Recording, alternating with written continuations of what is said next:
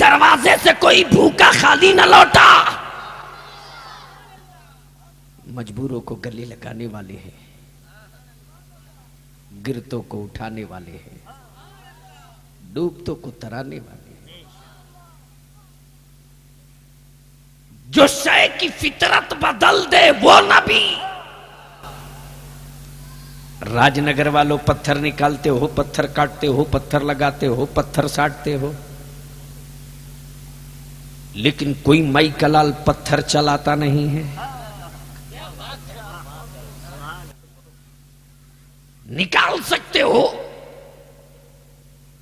काट सकते हो, लेकिन पत्थर को चला नहीं सकते। एक पत्थर ऐसा ही है जो बेचारा गड़ा हुआ है। मोहब्बत से बोल दो और जोर से बोलो ना। और मेरे मुस्तफा आ रहे हैं, इधर से सैयदना अबू बकर जा रहे हैं, उस्मान जा रहे हैं, अली जा रहे हैं, उमर जा रहे हैं। कोई पाए नाज को चूम रहा है, कोई दस्ते करम को चूम रहा है, और पत्थर है, पत्थर गड़ा हुआ है। अपनी बेबसी पे मातम कर करके ज़बाने हाल से कह रहा है, या रसूल अल्लाह मैं तो गड़ा हूं, मैं तो गड़ा हूं। तो मेरे नबी फरमाते परेशान क्यों है? अगर तू गड़ा है तो ले, मैं बढ़ा हूं। तू बढ़ नहीं सकता तो मैं ही बढ़ जाता हूं। जैसे ही मेरे मुस्तफा बढ़े हैं, वैसे ही हजरे अस्वद चढ़ा है और चढ़ करके बोला, ये लोगों, आज मुझको वो चीज, वो नेमत मिल गई है जो किसी को न मिलेगी। जब तक नबी का लब नहीं लगा था, कोई चूमने को तैयार नहीं था। जब नबी का लब लग गया तो जमाना चूम रहा है, तो बलियाबी को कहने की इजाजत दे दो। हजरे अस्वद को नबी ने एक बार चूमा तो कयामत की सुबह तक चूमा जाएगा। हुसैन के होठों को मुस्तफा ने न जाने कितनी बार चूमा है।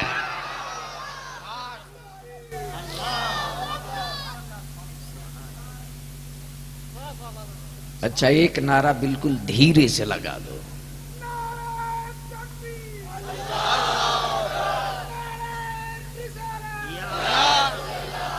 मामला बड़ा अजीब है। अब बात समझ में आई कि राजनगर में जोर से कहिएगा तो लोग धीरे से बोलेंगे। ऐ सुभान अल्लाह।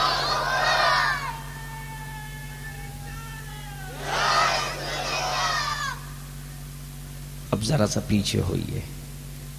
ज़ालिकल किताबु ला रैब फीह, झूम कर बोल दो। तवज्जो चाहूं। आवे नबी, ऐलान वहदानियत का। आए रसूल, ऐलान उलूहियत का। मुस्तफा कहो ला इलाहा इल्लल्लाह।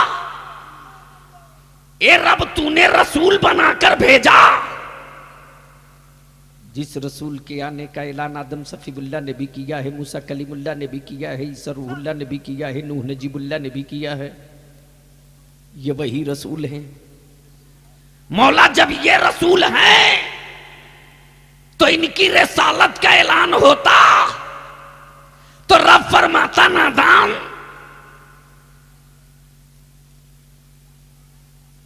वहदानियत का ऐलान महबूब करे। महबूब के रिसालत का ऐलान रब्बुल आलमीन करे। महबूब तुम कहो ला इलाहा इल्लल्लाह तो तेरा रब कह देगा मोहम्मदुर रसूलुल्लाह।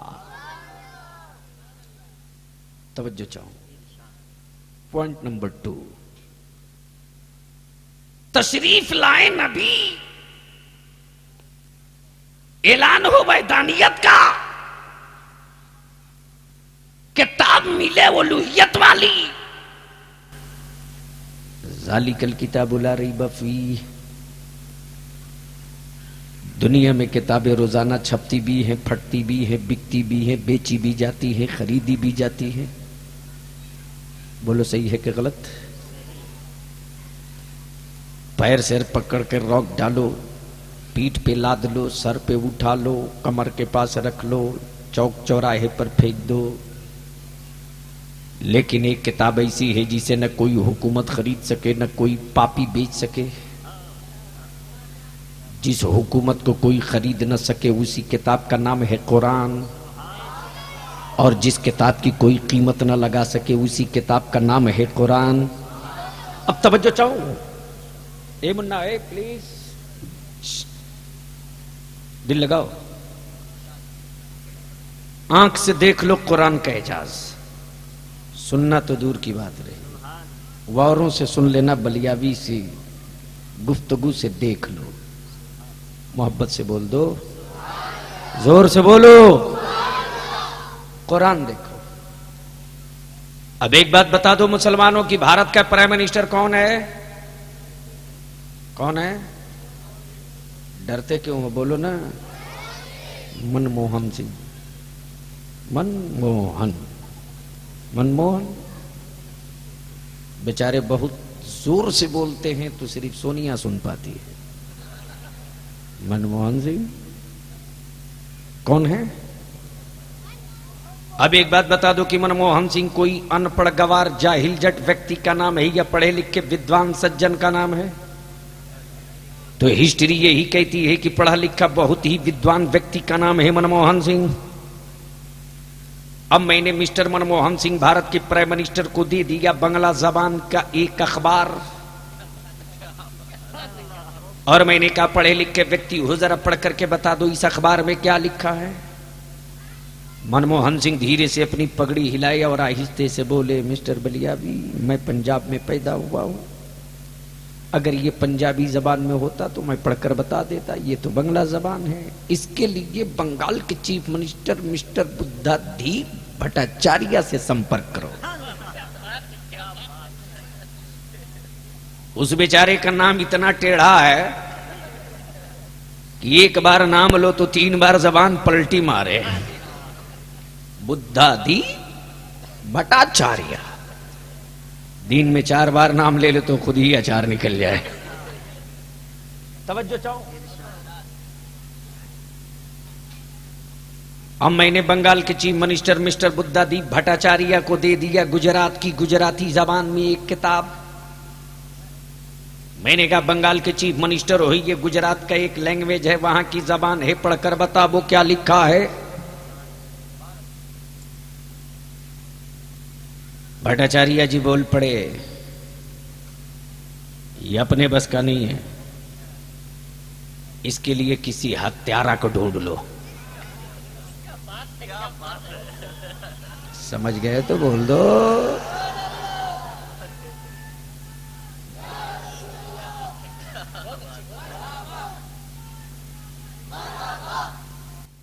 किसी हत्यारे को ढूंढ लो।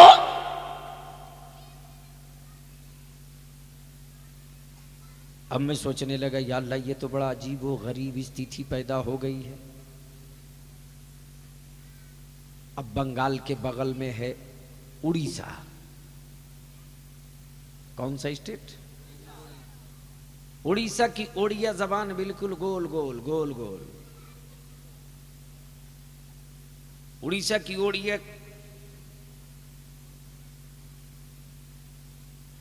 उड़ीसा की ओडिया जबान की एक किताब मैंने दे दिया बिहार के तीसमार सिंह मिस्टर लालू प्रसाद यादव को। मैंने कहा बड़े बीसी क्लास हो, जरा पढ़कर बताओ वो क्या लिखा है। तो लालू अपनी स्टाइल में लालू बोले, ये कौनो जबान है? ये तो राबड़ी देवी के कान का झुमका है, गोल गोल गोल गोल गोल। दिल लगाओ, कुरान देखो, बोलो बोलो बोलो बोलो। अरे सीना ठोक के चढ़ जाओ जमाने के कलेजे पर। भारत का प्राइम मिनिस्टर पंजाब में पैदा हुआ, बंगाल से पंजाब की दूरी 2000 किलोमीटर, लेकिन आजादी के 60 साल बीतने के बाद भी बंगाल की बंगला पंजाब न जा सकी, पंजाब की पंजाबी बंगाल न जा सकी, उड़ीसा की ओड़िया बिहार न आ सकी, गुजरात की गुजराती महाराष्ट्र न जा सकी, महाराष्ट्र की मराठा कर्नाटका न जा सकी, कर्नाटका की कन्नड़ आसाम न जा सकी, राजस्थान की हिंदी उत्तर प्रदेश न जा सकी, लेकिन बाहर कुरान तेरी अजमतों का कोई जवाब नहीं। कुरान नाजिल हो मक्के में, फैल जाए पूरी दुनिया में। नारे तकबीर, नारे रिसालत, मौलाना गुलाम रसूल साहिब किबला, फैजाने मुफ्ती आजम हिंद। कुरान नाजिल हो मक्के में, पहुंच जाए बंगाल में, पहुंच जाए उड़ीसा में, पहुंच जाए गुजरात में, पहुंच जाए राजस्थान में, पहुंच जाए पूरी दुनिया में। अब मैंने पूछा, ये कुरान जब तू मेरे नबी पर नाजिल हुआ था उस वक्त सैटेलाइट का जमाना नहीं था, इंटरनेट का जमाना नहीं था, .com का जमाना नहीं था, वीडियोग्राफी का जमाना नहीं था, अखबार का जमाना नहीं था।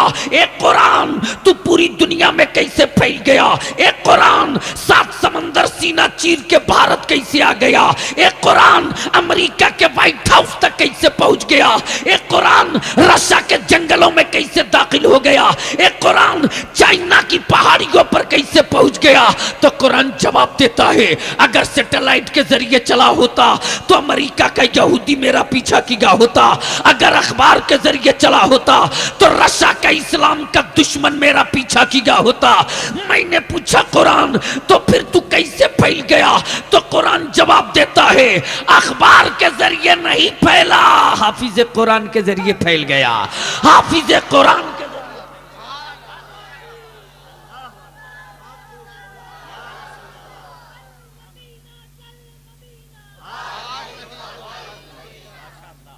इसलिए बलिया भी कहता है, ये इस्लाम के दुश्मनों, ये कुरान के बागियों, अरे जब पूरी दुनिया मिलकर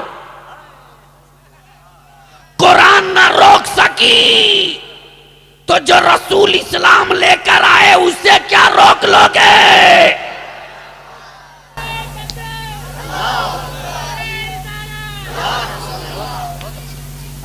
इसलिए कि वो किसी और का धर्म होगा जो कभी चढ़ता है कभी उतरता है, कभी पत्थर पे चढ़े तो कभी पेड़ पे चढ़े, कभी चीता पे चढ़े तो कभी शेर पे चढ़े, कभी चीता पे चढ़े कभी शेर पे चढ़े। अरे ये तो नबी के गुलाम है, शेर पे चढ़ते नहीं हैं। शेर खुद ही दरबाने के लिए दुम हिलाते रहता है। शेर पर चढ़ना कमाल नहीं है, बल्कि शेर को कुत्ता फाड़ दे ये कमाल है। क्या मेरे गौसी आजम के जलवे हैं? कल होकर ये कहते कि हमको देखो हम शेर पर चढ़े हैं, तो गौसी आजम ने इंतजाम कर दिया कि वो यही तेरा शेर है जिसके अब्दुल कादिर का कुत्ता जिसे फाड़ दे वही तेरा शेर है। वही है ना जिसने तुम रुस्तम समझ के लाए थे, मेरी गली का कुत्ता पटक दिया। मोहब्बत से बोल दो और जोर से बोलो। अब एक दूसरा पॉइंट जो लास्ट है, एक है जरूरत, एक है बोझ। क्या है? एक है जरूरत, एक है बोझ। मैं अपनी कौम के नौजवानों से कहूंगा कि अगर तेरे वालिद ने 6 तल्ला कोठी बनाई है तो बाप की बनाई कोठी पर इतराना मत। ये 2 लफ्ज मैं नहीं बल्कि एक बहुत बड़ी लाइब्रेरी तेरे हवाले करने जा रहा हूं। अगर इसे विस्तार से खोल दूं तो पूरी रात इसी पर बोलते रह जाऊंगा, जरूरत और बोझ पे। लेकिन शॉर्ट टाइम में मैं समझा के गुजर जाऊं। एक है जरूरत, एक है बोझ। झूमकर बोल दो, अम्मा बोल दो या रसूल अल्लाह। तवज्जो चाहूं। मुलाकात हो गई हजरत मौलाना अब्दुल हमीद साहब से। मैंने पूछा कहां जा रहे हैं? बोले राजसमंद है। राजसमंद जा रहा हूं। मैंने कहा वहां कारी इसहाक साहब रहते हैं, एक काम कीजिए, एक छोटा सा पत्थर का टुकड़ा है, लिए चले जाइए। तो मौलाना अब्दुल हमीद साहब बड़ी गुर्रा के मेरी तरफ देखे, देखकर बोल पड़े वाह बलिया भी, राजसमंद में पत्थर की कमी है? दाएं पत्थर, बाएं पत्थर, आगे पत्थर, पीछे पत्थर, ऊपर पत्थर, नीचे पत्थर। कुछ लोग ऐसे हैं जिनकी अकलों पे पत्थर, और उस पर भी तुम भी दिए जा रहे पत्थर। अरे ये बोझ कौन ढोएगा? तवज्जो चाहूं। नौजवानों को और करना, एक है जरूरत, एक है बोझ। जैसे ही मैंने कहा पत्थर लिए जाओ, वैसे ही बोल पड़े ये बोझ कौन ढोएगा? जनवरी फरवरी के कड़ाके की सर्दी थी। मैंने देखा मौलाना कंबल भी लिए हैं, बेडिंग भी लिए हैं, बिस्तर भी लिए हैं, सदरी भी पहने हैं, शेरवानी भी पहने हैं, स्वेटर भी पहने हैं, शॉल भी ओढ़े।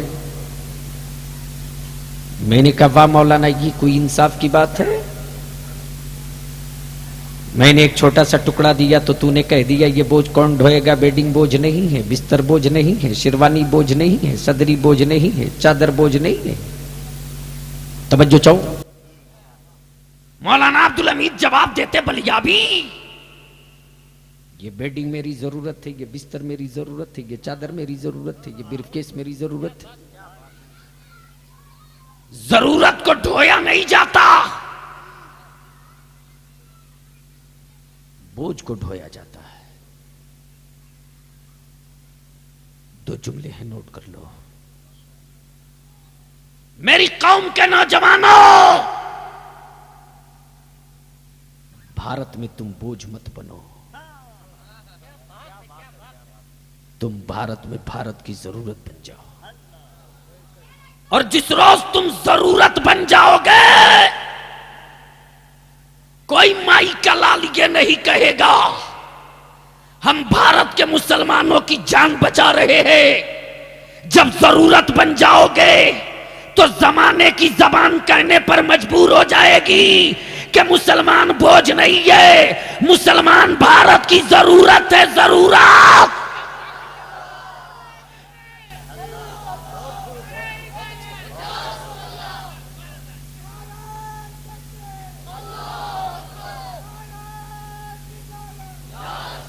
इसलिए थोड़ी सी इसको और लाइट करके बिल्कुल आंखों से देख लो। भारत के प्रथम नागरिक, हिंदुस्तान के राष्ट्रपति, president of India mister AJP Abul Kalam. जरूरत, जरूरत। मिस्टर AJP अबुल कलाम को भारत का राष्ट्रपति बनाया जा रहा था। बनाने वाला कोई और नहीं बल्कि 1.5 पैर का प्राइम मिनिस्टर था। क्या था? 1.5 पैर। और ये भी बड़ा जुगाड़ वाला आदमी था। तवज्जो चाहूं। जुगाड़, जुगाड़ समझे? नहीं समझे? मैं समझा देता हूं। एक अमेरिकन आया भारत में, इत्तेफाक से चला अजमेर से राजसमंद के लिए। रास्ते में उसकी गाड़ी पंक्चर हो गई। क्या हुई? अमेरिकन था, घबरा गया। ड्राइवर को बोला ये क्या हो गया? बोला गाड़ी पंक्चर हो गई। बोला अब क्या होगा? बोला अभी जुगाड़ लगाता हूं। क्या बोला? फटाफट उसने फिट किया, जग लगाया, गाड़ी उठाया, स्टेपनी पलट दिया, पलट करके स्टार्ट किया, गाड़ी चल पड़ी। अमेरिका का आने वाला बोल पड़ा, ओ ड्राइवर अरे ये तेरी गाड़ी कैसे चल पड़ी? ड्राइवर बोला ये इंडिया का जुगाड़ टेक्नोलॉजी है। अब जब ये अमेरिकन लौट कर अमेरिका गया तो पूरा अखबार का अखबार काला कर दिया लिखकर, इंडिया का जुगाड़ टेक्नोलॉजी बड़ी पावरफुल है, इंडिया का जुगाड़ टेक्नोलॉजी वेरी वेरी ब्यूटीफुल। इत्तेफाक से भारत की 1.5 वाले प्राइम मिनिस्टर पहुंच गए अमेरिका। जब ये अमेरिका पहुंचे तो वही जर्नलिस्ट लेखक अखबार वाला आया और आकर के डब्ल्यू बुश से बोला कि देखो एक काम करो, अटल बिहारी वाजपेयी आ रहे हैं, तुम इंडिया से कुछ मांगना या मत मांगना, इंडिया का जुगाड़ टेक्नोलॉजी जरूर मांग लेना। जब पहुंचे मिस्टर अटल जी तो डब्ल्यू बुश ने बड़ी प्यार से कहा, ओए अटल जी यार तुम्हारे इंडिया का जुगाड़ टेक्नोलॉजी बहुत अच्छा है, मैंने उसकी बड़ा नाम सुना है, एक काम कर लो कि वो टेक्नोलॉजी हमें दे दो। अटल जी बोले माफ करना, उस जुगाड़ टेक्नोलॉजी के बदौलत तो मेरी सरकार चल रही है और कभी कभी मैं भी चल लिया करता हूं। तब वही भारत के prime minister mister AJP Abdul Kalam को बोझ और जरूरत दिमाग में लाओ। वही भारत के prime minister mister Atal Bihari Vajpayee mister AJP Abdul Kalam को भारत का राष्ट्रपति बनाने के लिए सबसे आगे आगे मैंने पूछा, मिस्टर अटल जी अरे मुसलमान के बच्चे को देश का राष्ट्रपति क्यों बना रहे हो? तो दुश्मन की जबान भी कहने पर मजबूर है। AJP अब्दुल कलाम को नहीं बनाया जा रहा, बल्कि यह मुसलमान का बच्चा, भारत में डिफेंस की जरूरत है। तो जब तक बोझ रहोगे जमाना तुझको रोकते रहेगा, और जब जरूरत बन जाओगे तो जमाने के कंधे पर चढ़ करके बता दोगे कि हम बोझ नहीं है, हम भारत की जरूरत है। इसलिए बलिया भी कहता है अपनी कौम के बुजुर्गों से, मत बनाओ अपनी औलादों के लिए 5 मंजिला कोठी, मत ग्रेनाइट लगाओ, मत मार्बल लगाओ, रहने दो कच्ची जमीन पर सोने दो। याद रखो अगर तूने जाहिल औलाद को हवेली दे दिया तो जमाना तेरी औलाद से हवेली छीन लेगा, और जमीन पर छोड़ दिया, उसके हाथों में कलम पकड़ा दिया तो कलम के पावर से एक कोठी नहीं बल्कि न जाने कितनी कोठियां खड़ी कर लेगा। इसलिए मेरी कौम के नौजवानों, डॉक्टर बनो तो मेडिकल की जरूरत बन जाओ, साइंसदान बनो तो साइंस की जरूरत बन जाओ, पॉलिटिक्स में आओ तो पार्लियामेंट की जरूरत बन जाओ, राजनीति पर उतरो तो विधानसभा की जरूरत बन जाओ, आंगन में आ जाओ तो मां के बुढ़ापे की जरूरत बन जाओ, जब बाहर निकलो तो मुआशरे की जरूरत बन जाओ, जब मस्जिदों का रुख करो तो मीनारों की जरूरत बन जाओ, जब मैदानों में पहुंच जाओ तो इस्लाम की जरूरत बन जाओ। वही लोहा जब तक तेरे घर में था तो लोहे का टुकड़ा, लेकिन हुसैन के हाथों में पहुंच जाए तो इस्लाम की जरूरत बन जाए। वही कलम जब गैरों के हाथ में चला जाए तो आवारा हो जाए, और वही कलम जब इमाम अहमद रजा के हाथ में पहुंच जाए तो मुस्तफा जाने रहमत की जरूरत बन जाए।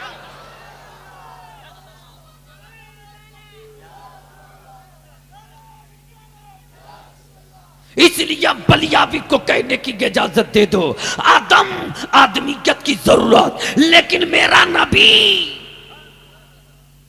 बोल दो मेरा नबी, आदम की भी जरूरत, मूसा की भी जरूरत, यहिया की भी जरूरत, जकरिया की भी जरूरत, शीस की भी जरूरत, इदरीस की भी जरूरत। तो आखिर में कहने दो, ये लोगों जमीन पर जन्म बहुत लिए, लेकिन आज की रात वो आ रहा है जो बेबाबों की जरूरत है, मजबूरों की जरूरत है, मोहताजों की जरूरत है, लाचारों की जरूरत है, इसलिए मुसलमानों, वो वक्त बड़ा करीब से करीब तर आ रहा है, और ये सबके नसीबे की बात नहीं है, ये उसके नसीबे की बात है जो नबी वाला हुआ करता है। उसी का इंतजार लोग करते हैं जिससे कोई रिश्ता होता है, जिससे रिश्ता होता है वो उसके आने का इंतजार करता है। इसलिए लोगों, अगर बदअकीदों के इलाके में गलियां अंधेरी हो तो मातम मत करना, अगर उनके इलाके में मातम छाया हो तो ताने मत देना, बल्कि देखकर समझ लेना कि आज की रात उसका कोई नहीं आने वाला है, हमारा जाने मसीहा आने वाला है, बेवाबों का मावा आने वाला है, यतीमों का मलजा आने वाला है। सजा दो गलियों को, कौनैन का आका आ रहा है। भर दो रोशनी कूचों में, मसीहाई जमाना आ रहा है। और ठीक 12 रबीउन नूर को आज ही के दिन सैयदा आमना के आंगन से अचानक की खबर सुनने को मिली, यतीमों मुस्कुराओ, जाने मसीहा आ गया। गरीबों रश करो, गरीबों का मावा आ गया। गुने गढ़ती हुई बेटियों मातम मत करो, बेटियों के गढ़ने वाले जालिम पाप का पंजा तोड़ने वाला रहमतुल्लिल आलमीन आ गया। काबा मत मातम कर, तुझको आजादी दिलाने वाला मुस्तफा आ गया है। ए गुनहगारों मत रोवो,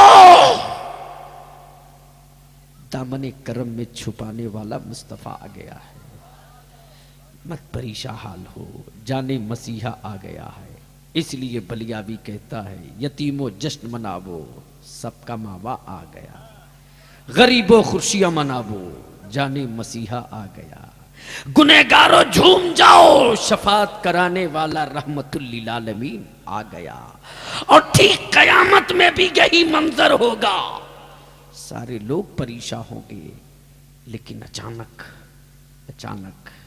महशर में एक नया महशर बपा होगा और सारी उम्मत दौड़ेगी, सर पे ताजे शफात लिए।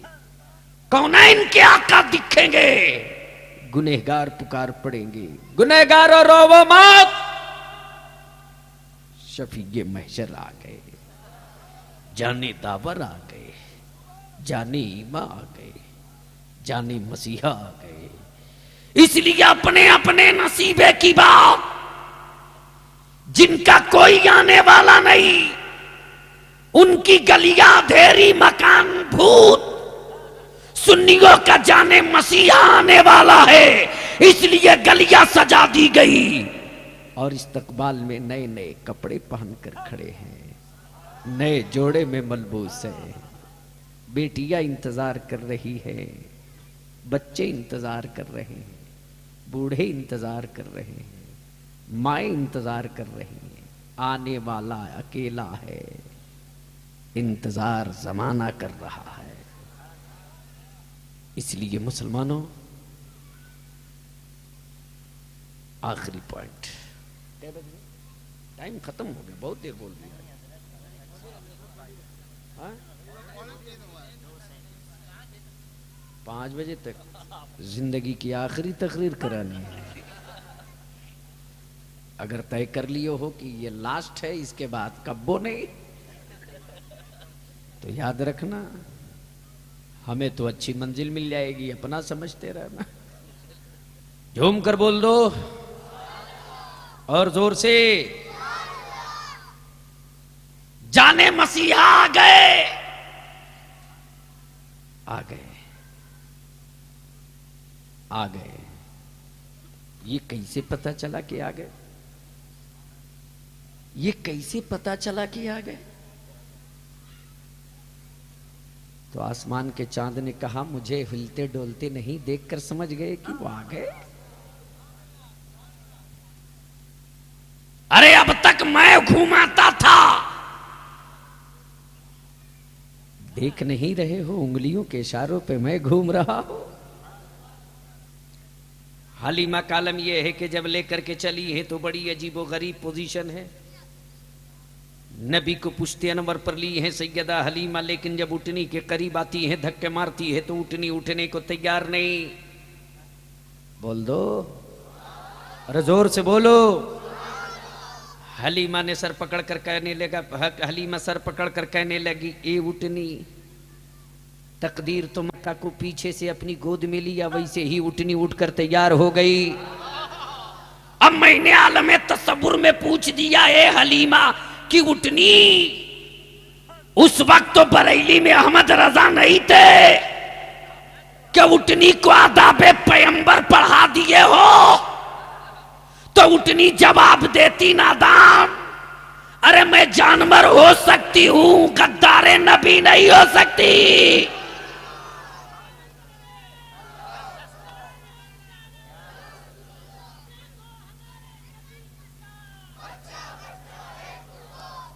ए हलीमा, अरे तुम ना पहचान सकी, मैं पहचान रही हूं कि तुम किसे लेके जा रही हो। हलीमा, तुम पैगंबर को नहीं पालोगी, मुस्तफा हलीमा तुझको भी पाल देंगे, तेरे खानदान को भी पाल देंगे। अब हलीमा जैसे ही लेकर के चली है, वैसे ही सारी उटनियां, सारी दाइयां जो पहले आकर पहले जा चुकी थी, हलीमा सबके बाद में आई है, सबके बाद चली है। हलीमा की ऊँटनी जब तेज रफ्तार चल पड़ी तो सारी दाइयों की सवारियां पीछे रह गई, हलीमा की ऊँटनी सबसे आगे बढ़ गई। बोलो बोलो बोलो। जिस ऊँटनी में चलने की सकत न थी, वो ऊँटनी इतनी तेज चली कि सब पीछे, ये आगे। और जब ये आगे हो गई तब सारी दाइयों ने देखकर हलीमा को हैरत से कहा, ए हलीमा, अरे तूने अपनी सवारी कहां बदल दिया है? तो हलीमा जवाब देती, सवारी नहीं बदला है, सवार बदल दिया है। अब तक तो मैं सवार थी, अब जाने मसीहा सवार है, जाने मसीहा सवार है। मोहब्बत से बोल दो। तो जब तक मेरे नबी सैयद आमना के घर में थे, सुभान अल्लाह, जोर से जोर से। लेकिन कौन समझाने जाए उन अकल के टूअरों को? अकल है लेकिन हाफ है, और डिग्री लेकर आने के बाद मुकम्मल साफ है। आने के बाद मोहल्ले में कहता है, ये झंडे का सबूत कहां है? क्या बोलते? अबे झंडे का सबूत नहीं तो डंडे का तो है।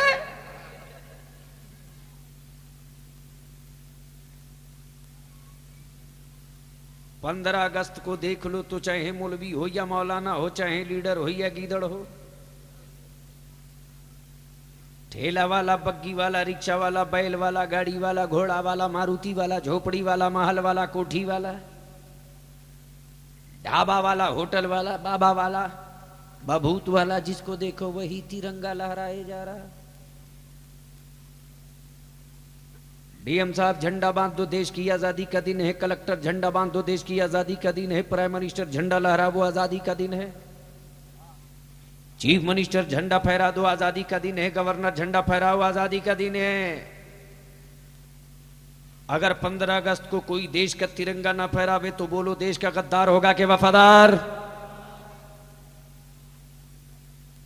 तो बलियाबी को कहने दो, 15 अगस्त को हिंदुस्तान आजाद हुआ और 12 रबीउल अव्वल को पूरी कायनात आजाद हो गई।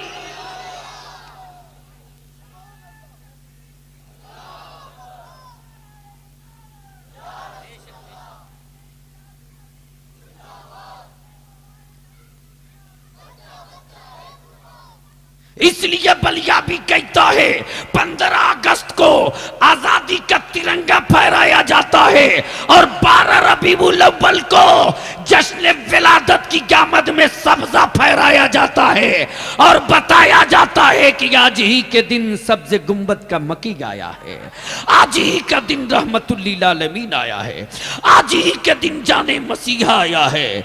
इसलिए यतीमों मुस्कुरावो, जाने मसीहा आ गए। गरीबों नाज करो किस्मत पर, जाने मसीहा आ गए। खाने का बाझूम जाओ, तेरा मुहाफिज आ गया। बेबाबो अब मत आंसू गिरावो, तेरा मुहाफिज आ गया। ए बुलबुलो नगमा सुनाओ, जाने मसीहा आ गया। ए यतीमों मुस्कुरावो, तुझको कलेजे से लगाने वाला रहमतुल लिल आलमीन आ गया। नबी आए, नबी आए तो किताब लेकर आए। किताब आई नबी को समझाने के लिए, और नबी आए हैं किताब को समझाने के लिए। इसलिए मुसलमानों, कुरान पढ़ो, लेकिन सबका तर्जमा मत पढ़ना। सबने किया तो खुश्क जमा किया, आला हजरत ने किया तो तर्जमा किया।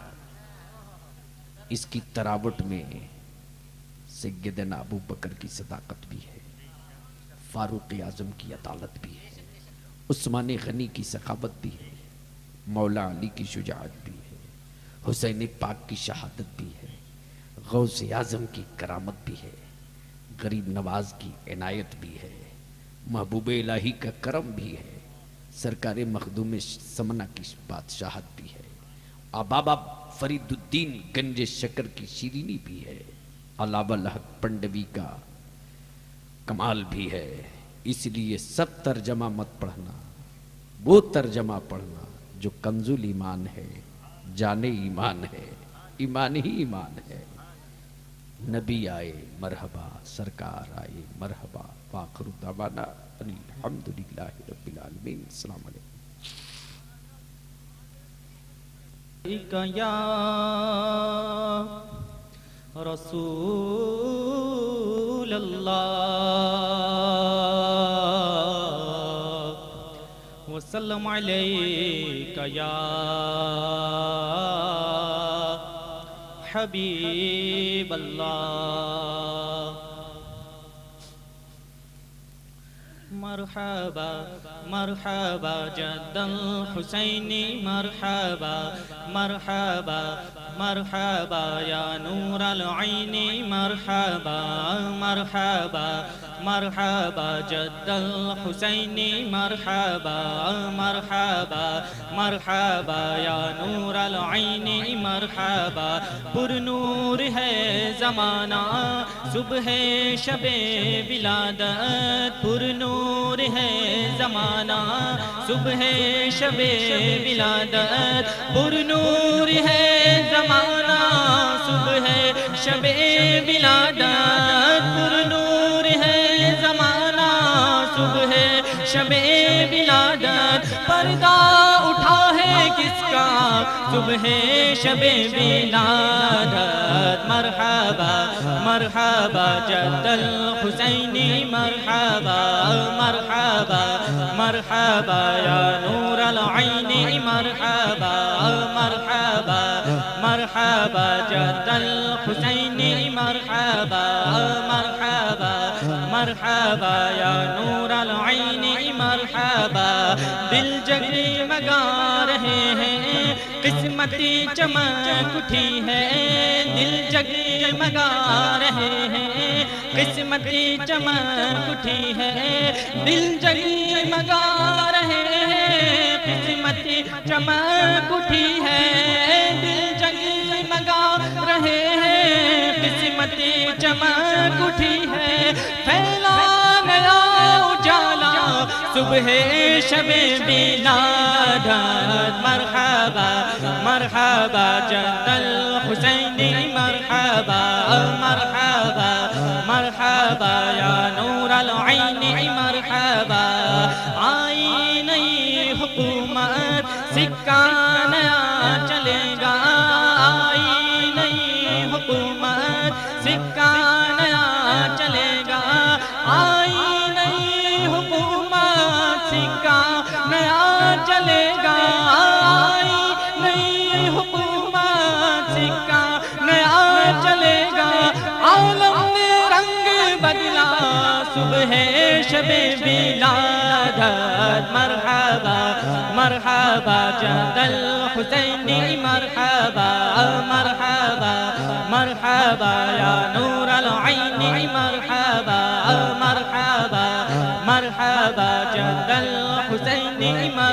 मरहबा मरहबा मरहबा या नूर अल ऐन मरहबा।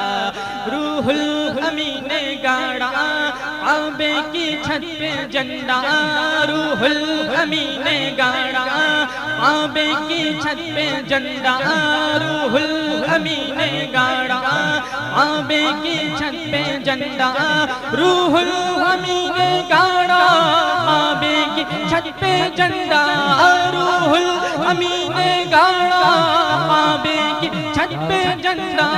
तो अर्श उड़ा फरेरा सुबह शबे विलादत मरहबा मरहबा जद्दल हुसैनी मरहबा मरहबा मरहबा या नूर अल ऐन मरहबा मरहबा मरहबा या नूर अल ऐन मरहबा।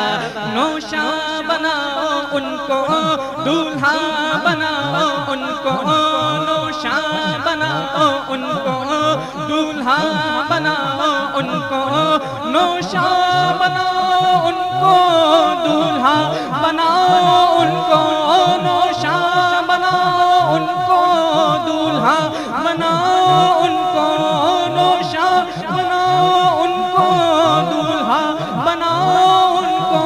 है अर्श तक शोदा सुबह शबे विलादत मरहबा मरहबा जद्दल हुसैनी मरहबा मरहबा मरहबा या नूर अल ऐन मरहबा मरहबा मरहबा या नूर अल ऐन मरहबा। सरकार की आमद मरहबा, सरदार की आमद मरहबा, हुजूर की आमद मरहबा, पुरनूर की आमद मरहबा मरहबा मरहबा जद्दल हुसैनी मरहबा मरहबा मरहबा या नूर अल ऐन मरहबा।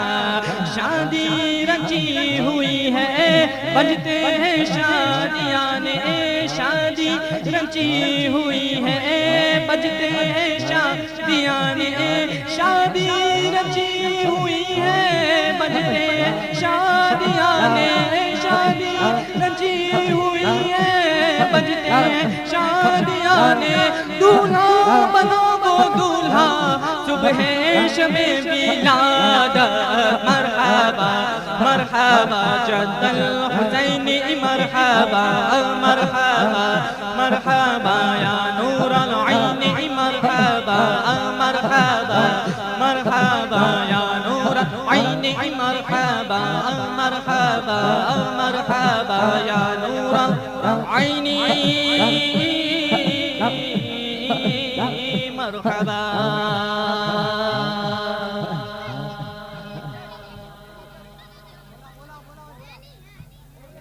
सल्ले अला नबीना सल्ले अला नबीना सल्ले अला मुहम्मदिन सल्ले अला शफीना सल्ले अला मुहम्मदिन सल्ले अला नबीना सल्ले अला मुहम्मदिन। हम भी मदीने जाएंगे आज नहीं तो कल सही, हम भी मदीने जाएंगे आज नहीं तो कल सही। आका हमें बुलाएंगे आज नहीं तो कल सही। सल्ले अला नबीना सल्ले अला मुहम्मदिन। ए मेरे मौला मौला मौला मौला, ए मेरे मौला मौला मौला, ए मेरे मौला मौला मौला मौला, ए मेरे मौला मौला मौला। मुझ दर पे फिर बुलाना मदनी मदीने वाले मुझ दर पे फिर बुलाना। नाराए तकबीर, नाराए रिसालत, या रसूल अल्लाह, सरकार की आमद, मरहबा, सरकार की आमद, मरहबा, दिलबर की आमद, मरहबा, अव्वल की आमद, मरहबा, आखिर की आमद, मरहबा, जाहिर की आमद, मरहबा, सरकार की आमद, मरहबा, सरकार की आमद, मरहबा, आका की आमद, मरहबा, दाता की आमद, मरहबा, सरकार की आमद, मरहबा, सरकार की आमद, मरहबा, मरहबा या मुस्तफा, मरहबा या मुस्तफा, मरहबा या मुस्तफा, मुस्तफा। मौला ए मेरे मौला, मौला, मौला, मौला ए मेरे मौला, मौला, मौला मुझे दर पे फिर बुलाना। मदनी मदीने वाले मुझे फिर बुलाना। मदनी मदीने वाले बन दिल तेरा ठिकाना, बन दिल तेरा ठिकाना। मदनी मदीने वाले मेरे मौला, मौला, मौला, मौला ए मेरे मौला, मौला, मौला ए मेरे मौला, मौला, मौला,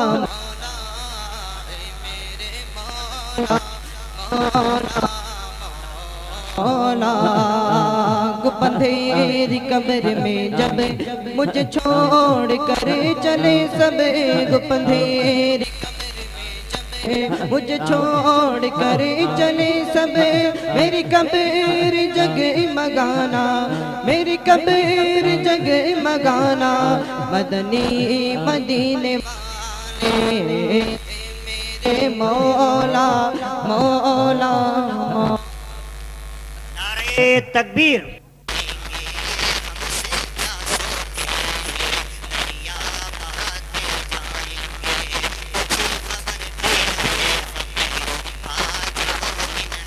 के वो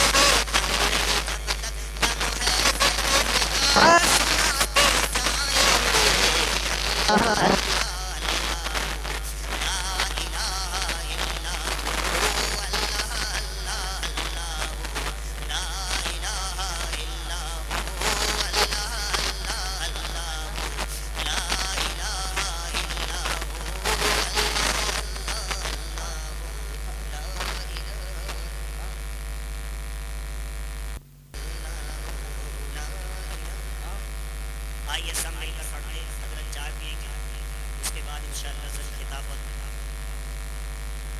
फरमाएंगे। तमाम इस्लामी भाइयों से गुजारिश है, यहाँ का माहौल ये है कि सुबह सादिक तक चलता है, तो तमाम इस्लामी भाई जो तशरीफ ले आए, इसलिए कि उन्होंने हजरत के हुक्म पर राज़ी हो गए हैं, तो हमारी भी ये जिम्मेदारी बनती है कि हम रोड पर ना टहलें, बल्कि जल्द से जल्द तशरीफ ले आएँ।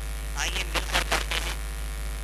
Medina Medina Medina Medina Medina Medina Medina Medina. सब इस्लामी भाई पढ़िए, हजरत अगर आमीन कह देंगे तो इंशाअल्लाह जल्द मदीना पहुंच जाएंगे। Medina Medina Medina Medina Medina Medina Medina.